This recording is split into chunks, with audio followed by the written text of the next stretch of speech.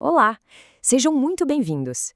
Hoje a gente vai desvendar um mistério bem interessante do nosso corpo, de onde, afinal, os nossos músculos tiram energia para se mover.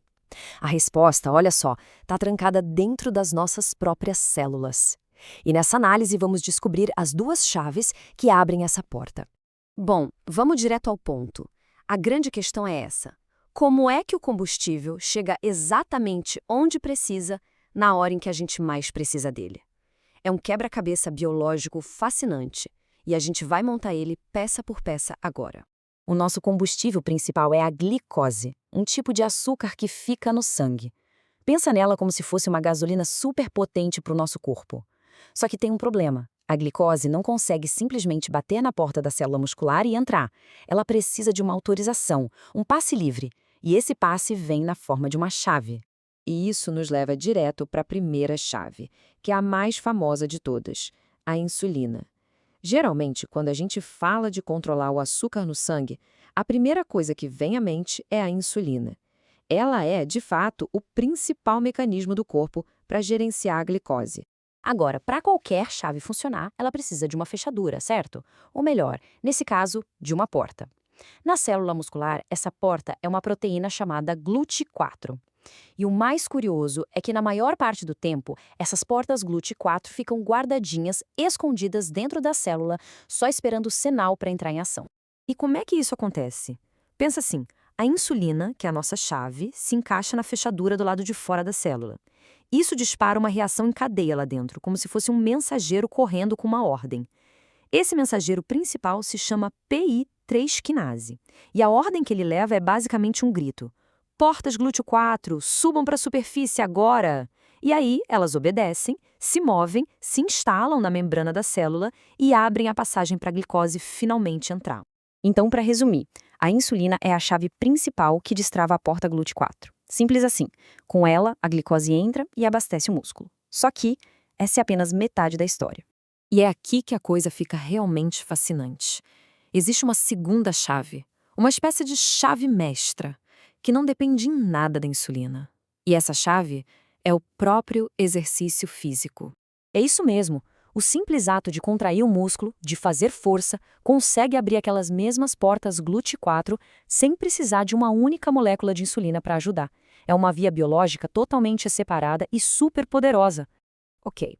Esse esquema pode parecer complicado, mas a ideia central é bem simples. Quando um músculo se contrai, duas coisas muito importantes acontecem lá dentro. Primeiro, tem uma liberação de cálcio, que é a faísca que inicia a contração. E segundo, a célula gasta energia, o que ativa um tipo de sensor de bateria fraca chamado AMPK. Repare como esses dois sinais, o cálcio e o AMPK, começam um caminho totalmente novo, que corre em paralelo, mas separado da via da insulina, para chamar as portas GLUT4. Vamos detalhar um pouco mais. A liberação de cálcio não serve só para fazer o músculo contrair. Ele funciona como um mensageiro, ativando outras proteínas. Ao mesmo tempo, conforme o músculo trabalha, ele vai queimando sua energia imediata, o ATP. Isso gera um subproduto, o AMP.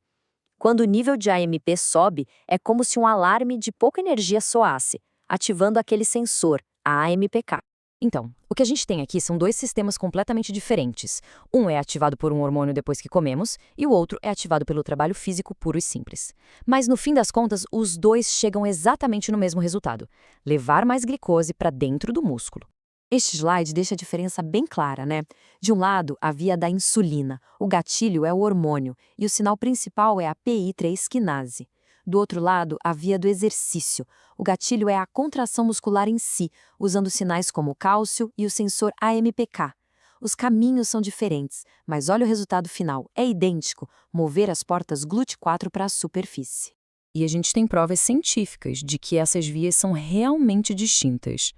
Os estudos mostram que a contração muscular não mexe em nenhum dos primeiros passos da via da insulina. E a prova final é que, quando os cientistas usam uma substância para bloquear o caminho da insulina, o exercício continua conseguindo aumentar a entrada de glicose sem problema nenhum. E o mais incrível de tudo é o seguinte: parece que a célula é extremamente organizada. Ela mantém dois estoques separados de portas GLUT4. A insulina vai lá e chama um grupo. O exercício vai lá e chama o outro.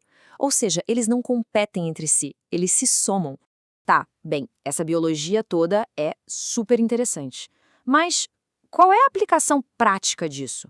Por que ter duas chaves para a mesma porta é algo tão importante no nosso dia a dia? É aqui que tudo faz sentido, principalmente em condições como a resistência à insulina. Nesse quadro, é como se a chave da insulina estivesse enferrujada. Ela tem caixa na fechadura, mas não consegue girar direito. O sinal para mover as portas GLUT4 fica fraco e a glicose acaba sobrando no sangue. E é exatamente aqui que a nossa segunda chave, a do exercício, se torna uma verdadeira heroína. A conclusão da pesquisa é poderosa. Mesmo quando a chave da insulina está quebrada por causa da resistência, a chave do exercício continua funcionando perfeitamente. O exercício simplesmente ignora o problema e resolve a situação. E o benefício não para por aí. A longo prazo, o exercício faz algo ainda mais inteligente. Ele não só abre as portas que já existem, como também ensina a célula a construir mais portas.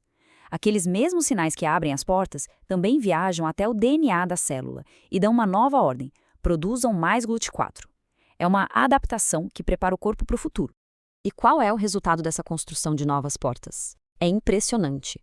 Um estudo mostrou que o treinamento físico aumentou a quantidade total de portas GLUT4 em 60% em pessoas que tinham dificuldade em lidar com a glicose.